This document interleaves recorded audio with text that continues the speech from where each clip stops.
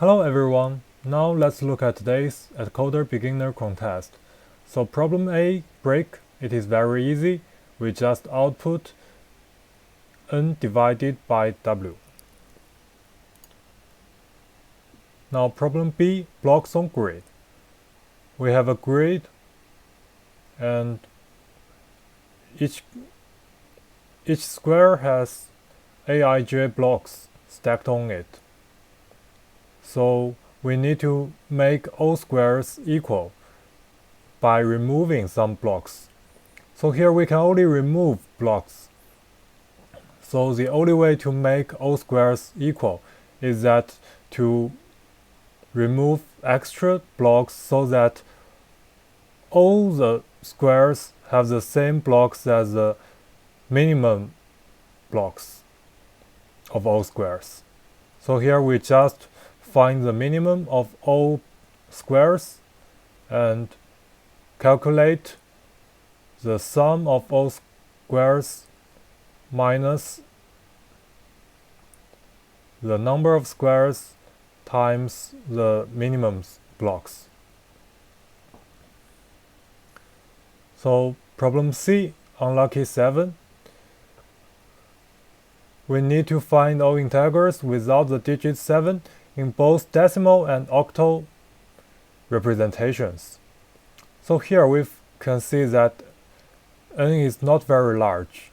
It can be as high as 100,000. So we can just enumerate from 1 to n and find how many numbers are suitable. So if we use a language such as Python or Ruby, which has internal octal function, we can just use it. However, if we use a language like C++, which does not have an internal octal function, we can just implement one by ourselves. And that's very easy too.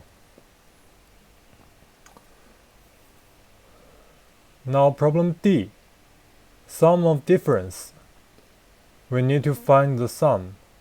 Here I is from 1 to n minus 1, while j is larger than I. It enumerates from I plus 1 to n. And we need to find the sum of absolute value of ai minus aj. So here the problem is that it is asymmetric. A natural idea is to sort all the numbers, but we cannot directly do that because of this asymmetric. So how can we do this? Now let's skip the first 3 problems. So here, we can just multiply the formula with 1/2 here and 2 here. So now we have 2 ai minus aj absolute. Then we can rewrite it to ai minus aj absolute plus aj minus ai absolute. So this can help us greatly because this can actually make the summation symmetric. So now we have a full double sum I from 1 to n, j from 1 to n. So actually we have also added the terms where ai minus ai, so a1 minus a1, a2 minus a2, they're all zeros, so that doesn't matter. So now we have a symmetric summation. Then we can sort the array and use prefix sum to calculate the total sum.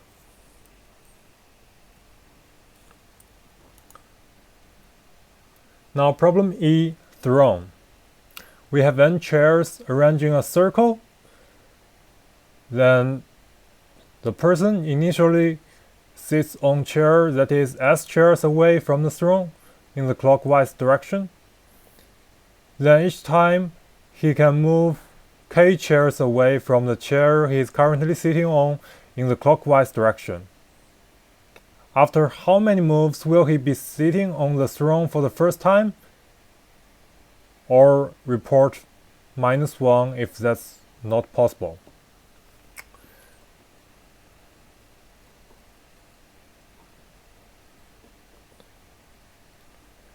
How to solve this problem?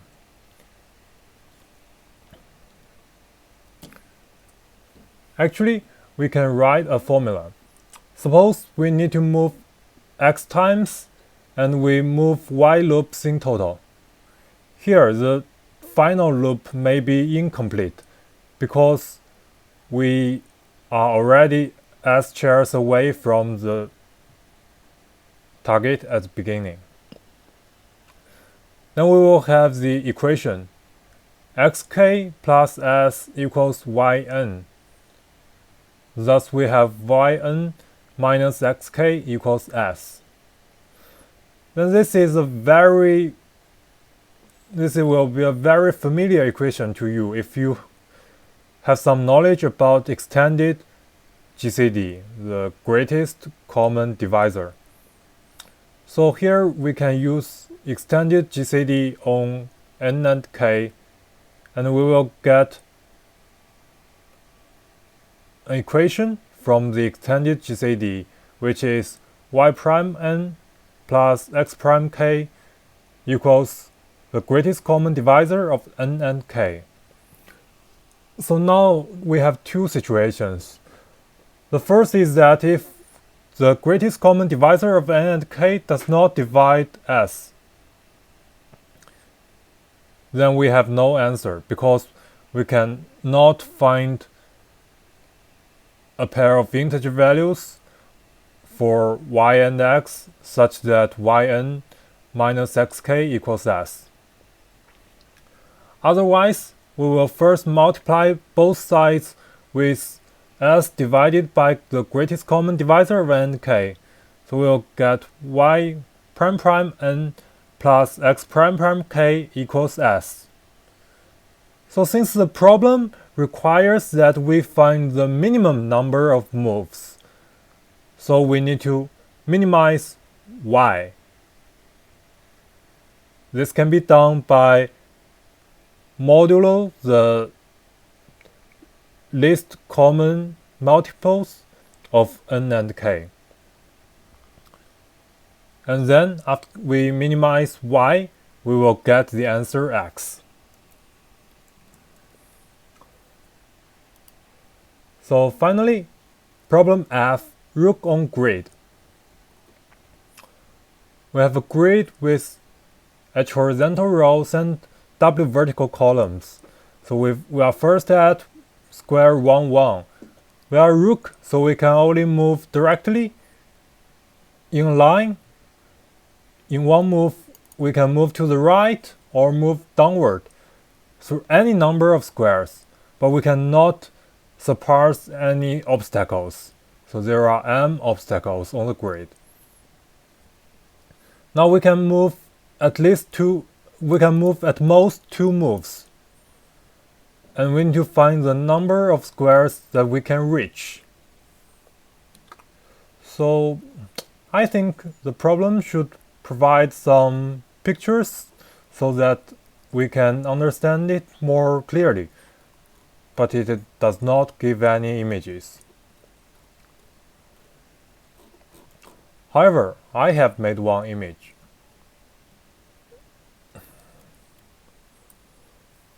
So now we have a 5 times 5 grid.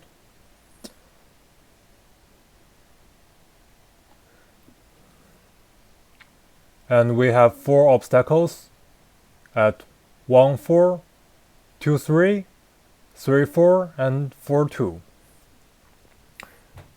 So here we can first calculate the maximum reach for each column and each row. So here I have marked them on the top and on the left. So here 5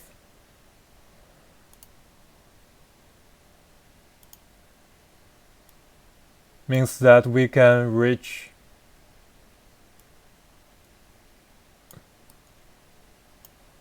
at most 5 cells for column 1. And for column 2, we can reach 3 cells, since there is an obstacle here. Then for column 3, 1. We do not calculate for column 4 or column 5 because there is an obstacle at 1, 4, so we cannot surpass it. That means we cannot do something like this, go to the 5th column and then go down. It's not possible. Then for each row, the first row, we can reach 3 cells. The second row, 2 cells. Third row, 3 cells. 1 cell and 5 cells.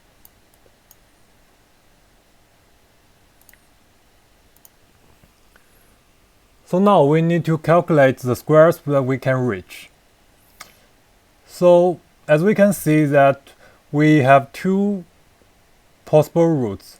One is that we first go right, then go down. We can also choose to first go down, then go right. So now we first consider the first type. That is to first go right, then go down. Actually, I have marked these cells blue in this picture.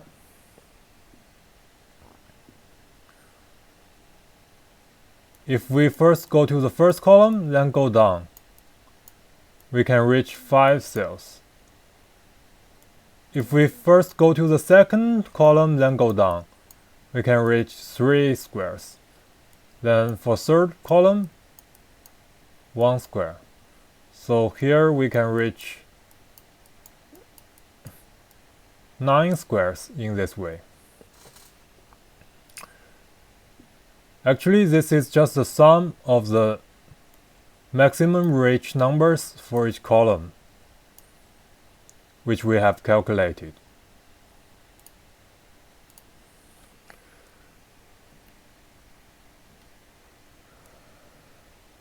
Now we need to consider the second type, that is to first go down, then go right.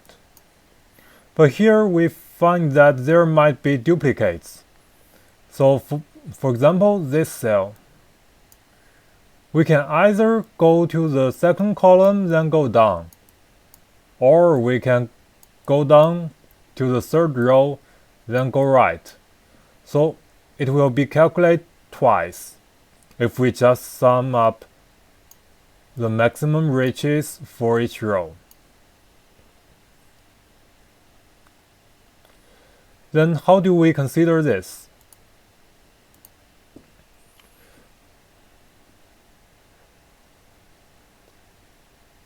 We will still take the third row as an example. So as we can see, the maximum reach of the third row is 3. What does that mean? Actually, it means that only the first 3 columns can intersect with it. The further columns will not intersect with it because the maximum reach of the third row is only 3. So we only need to consider the first column, the second column, and the third column. Then, when will there be duplicates? There will be a duplicate if they intersect, if the column and the row intersect. So when will they intersect? Actually, we need that the maximum reach of the column is equal to or larger than the index of the row. So here the index of it is also 3. And for the first column, its maximum reach is 5, which is larger than 3, so they have a cross. For the second column, its maximum reach is 3, which is equal to 3, so there is a cross. And for the third column, its maximum reach is 1, which is smaller than 3, so there is no cross. So we have changed the problems into calculating how many duplicates there are. Then we need to calculate how many of these numbers are equal to or larger than the index of the row. And this can be done with some data structures like binary index tree, or we can use a red-black tree and other balanced binary search trees.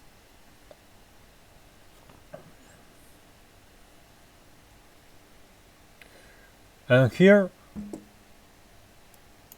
I used the policy-based data structure, which is provided by GNU. It's an extended. It can be seen as an extended version of the set or map in the standard template library.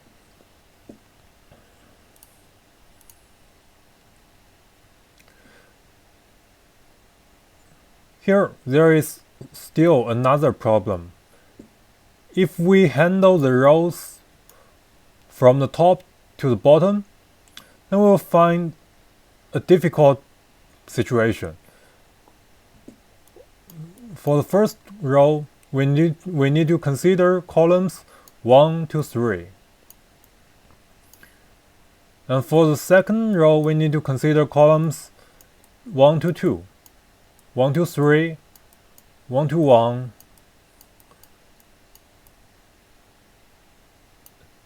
and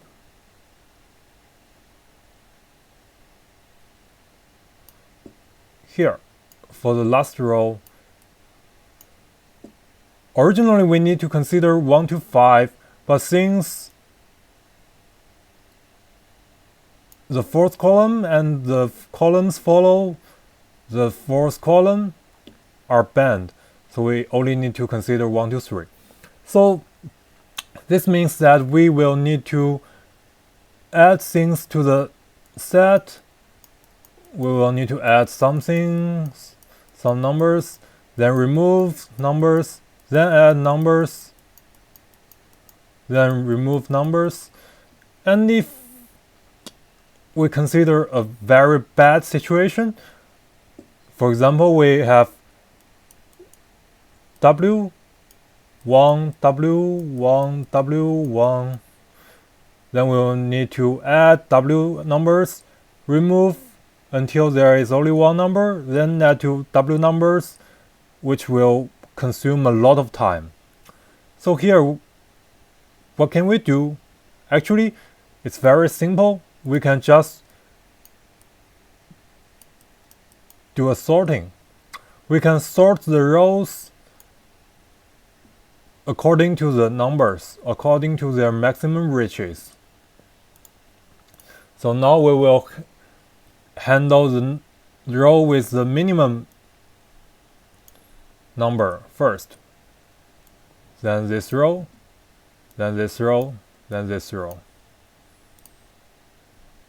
Now let's look at it. First, we will handle this row. Its maximum reach is 1, so we will consider only the first column and add it into the set. So currently, we have 5 in our set. And how many duplicates are there?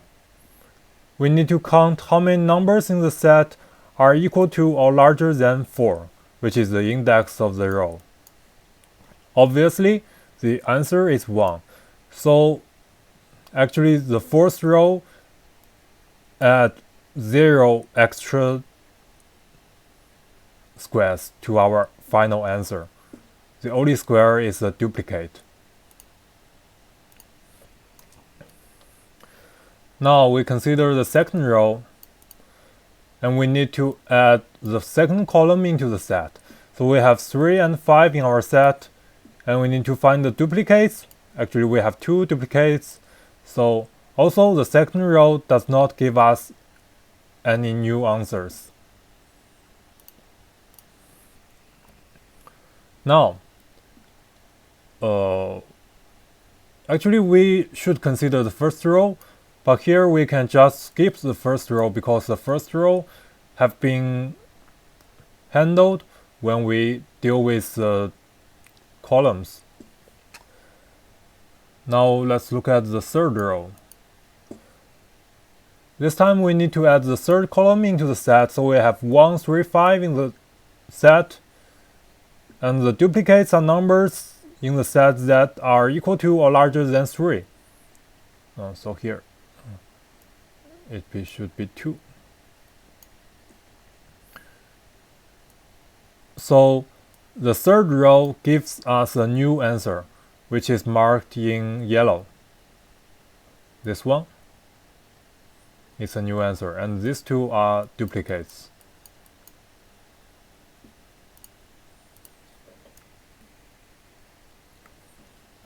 Now we have gone to the fifth row.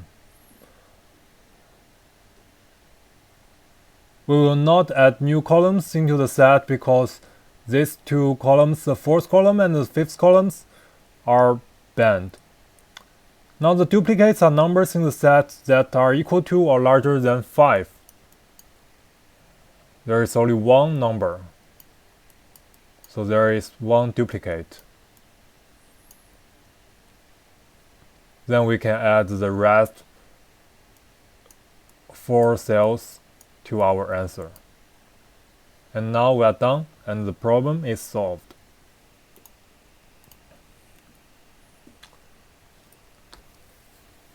That's all for today's problems. Thank you for watching.